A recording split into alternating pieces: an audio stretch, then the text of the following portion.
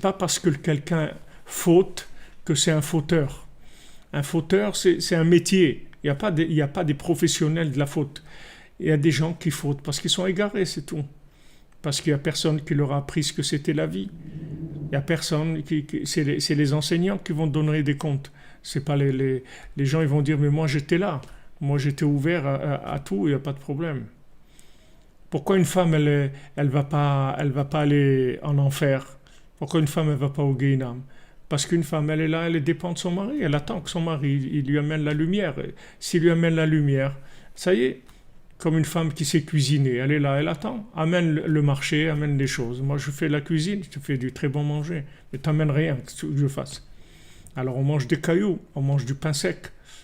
On mange du pain sec parce que t'amènes rien, c'est tout. Donc, si le mari, il n'amène pas quelque chose à la maison, alors il n'y a rien, ni pour la femme, ni pour les enfants. Alors, vous avez vraiment intérêt, mesdames, à envoyer votre mari à Rosh Hashanah. Pour votre réussite personnelle, à vous. Vous avez intérêt à ce que votre mari il vienne à Rosh Hashanah. Parce que le Rebbe, il vous rendra votre mari après Rosh Hashanah changé. Il va vous débloquer votre mari de manière à ce qu'il puisse réparer l'alliance et qu'il puisse communiquer avec vous, vous amener la lumière d'Hachem dans votre foyer. Même s'il est n'importe comment, le bonhomme, même s'il est à l'envers complètement, que toute sa vie, c'est de jouer aux cartes et de boire et de fumer du cannabis et n'importe quoi. Ne vous occupez pas de ça. Ça, c'est pas son identité. Ça, il s'est perdu comme quelqu'un qui a des habits et est tombé dans la boue. Mais lui, c'est pas un éboueur. C'est pas un monsieur qui est plein qui est de la boue. Lui, il n'est pas de la boue. Il est tombé dans la boue. Il s'est sali, c'est tout. Il s'est sali. Ne l'accusez pas d'être comme ça. C'est pas lui qui est comme ça. Il s'est perdu. Je vous garantis que cette personne-là que vous voyez comme ça, vous l'aurez fait grandir dans la maison du Baal Shem Tov ou dans la maison de Rabbi Nachman, il n'aurait pas été comme ça. Je vous le garantis. Donc vous voyez que lui, il n'est pas comme ça. C'est le contexte qui l'a rendu comme ça, de la vie. Donc maintenant, ce que nous, on est là pour changer. Et on a un maître qui nous change. Notre maître, il nous change malgré nous, même si on ne veut pas. La grandeur de Rabbi Nachman, c'est que même si tu ne veux pas, il te change. Viens chez lui, c'est tout. Ne t'occupe pas. Même si tu ne veux pas changer, il va te changer quand même. Donc vous avez vraiment intérêt, dans votre intérêt, dans l'intérêt de votre foyer, de la réussite de vos enfants, vous avez intérêt à faire ça, parce que vous allez créer des liens qui seront indestructibles. Ces liens, ils ne seront jamais destructibles. Il n'y aura aucune situation dans la vie qui pourra déconnecter vos enfants du bien, de votre mari du bien, vous du bien. Vous resterez connectés tout le temps. Vous resterez connectés tout le temps au bien. Et même si vous voyez des périodes difficiles, vous allez voir l'élastique, après il revient. L'élastique qui part, mais il revient. Il revient. Et quand il revient encore plus fort que ce qu'il était avant. Donc, il y a une prise en charge, une prise en main. Et le tzaddik qui s'en occupe, il s'occupe du Rosh Hashanah, il s'occupe du Rosh, de la tête de chacun, de la tête de l'année, et c'est le Rosh Baït, le Rabbi c'est Rosh Bnei Israël, le Rosh Baït, le maître de maison, c'est lui qui s'en occupe. C'est lui qui s'occupe de tout. Le vrai patron de ce monde, c'est le tzaddik. C'est le patron de ce monde. Parce qu'Hachem, il lui a donné tous les pouvoirs. Du moment où l'homme est devenu le tzaddik, il est devenu l'homme parfait, l'homme qui correspond à l'image qu'Hachem attendait d'un homme, il a pris tous les pouvoirs.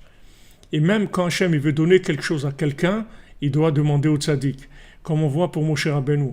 Quand maintenant Hachem il voulait donner la Keuna, il voulait donner à Pinchas d'être Kohen, alors il a dit, il faut que je demande à Moshe Rabbeinu.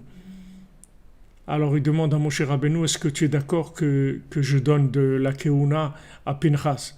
Alors Moshe Rabbeinu il dit, mais comment mon Dieu vous me demandez à moi, mais le monde vous appartient et tout. Il dit non, tout appartient à toi. Est-ce que tu es d'accord que je donne de la Keuna à Pinchas? Alors Moshe Rabbeinu il dit d'accord. Parce que le tzaddik c'est le vrai balabaïd du monde. Parce qu'il a acheté, il a payé, comme on dit. Il a payé, ça lui appartient. Il a payé. Dans ce monde-là, il a payé ce qu'il fallait payer. Rabbi Nachman, il a souffert. Il a perdu sa femme, ses enfants, sa santé. Il a tout donné. Il a payé. Il a payé depuis son jeune âge, il est resté des heures dans le mikvé glacé, il a payé. Il a payé. Donc du moment où il a payé, ça lui appartient. Donc quand on vient chez le Rosh Baït, c'est-à-dire le chef de maison, la tête de la maison, c'est lui la tête de la maison. Donc on s'inclut dans la tête de la maison et dans la tête de l'année qui est connectée avec la lune. Comme on l'a vu, que nous a dit Rabbi Nathan ici, que c'est un jour merveilleux puisque c'est le jour de la connexion. C'est vraiment le plus grand jour du Shalom Bayit qui existe. C'est le plus grand jour des Zivugim qui existe, c'est Rosh Hashanah. Il n'y a pas plus grand que ça, au point de vue connexion. C'est la plus grande connexion qui existe. Il n'y a pas un jour dans l'année comme ça. Seulement, il faut être chez le professionnel pour que ça marche. Comme Rabbi Nathan il dit, dans le monde entier, dans toutes les synagogues du monde, on dit Amelech, le roi, dans la prière pendant Rosh Hashanah, pendant les 10 jours entre Rosh Hashanah, les 10 jours de Tchouva, entre Rosh Hashanah et Yom Kippour, on dit Amelech, Amelech HaMishpat, Amelech HaKadosh, on dit Amelech, d'accord? Il dit partout on dit Amelech, mais il y a un seul endroit au monde où on couronne le roi, c'est à Ouman HaOshana. À Ouman HaOshana, on ne dit pas que le roi, on met la couronne au roi. Donc c'est quelque chose qui est complètement différent et qui est incomparable avec quoi que ce soit qu'il y a dans le monde. Donc dans votre intérêt propre, mesdames, envoyez votre mari, poussez-le, offrez-lui le billet, faites-lui la valise, jetez-le de la maison, mettez-le dans l'avion pour qu'il vienne à Ouman HaOshana. Il faut qu'il vienne à Ouman HaOshana dans votre intérêt, si vous êtes en train de défendre votre propre intérêt. Parce que le lunaire est bloqué, parce que le soleil, il n'a pas l'expression pour transmettre au lunaire. Alors que le lunaire, il est prêt. Il est prêt. Une épouse, elle est prête. On ne peut pas lui reprocher à une épouse quoi que ce soit, parce qu'elle est prête. Elle est prête à fonctionner. Il faut juste lui donner la lumière qu'il faut. Il faut juste trouver la formule. Comment amener la lumière infinie, comment éclairer la lune. C'est tout. Si on amenait la lumière solaire dans la lune, elle demande qu'à ça, à fonctionner. Donc elle a 9 mesures de parole, la femme, alors que le mari, il n'en a qu'une seule. La femme, elle a 9 mesures de parole. C'est-à-dire, au point de vue parole, une femme, elle est 90% plus grande, c'est-à-dire, elle a 90% de toute la puissance de la parole, c'est-à-dire de la communication. Seulement, il lui faut quoi communiquer? Il lui faut le quoi. Le comment, elle a, il n'y a aucun problème, mais le quoi, c'est-à-dire, elle a besoin de la lumière du soleil. Sinon, elle est complètement dans l'obscurité. Elle est complètement dans l'obscurité, donc elle a besoin de recevoir de son mari. Donc je vous conseille, et vous verrez des résultats dans votre vie, et vous verrez surtout dans l'autre monde, comment vous avez réussi votre vie, que vous avez envoyé votre mari à Ouman HaOshana.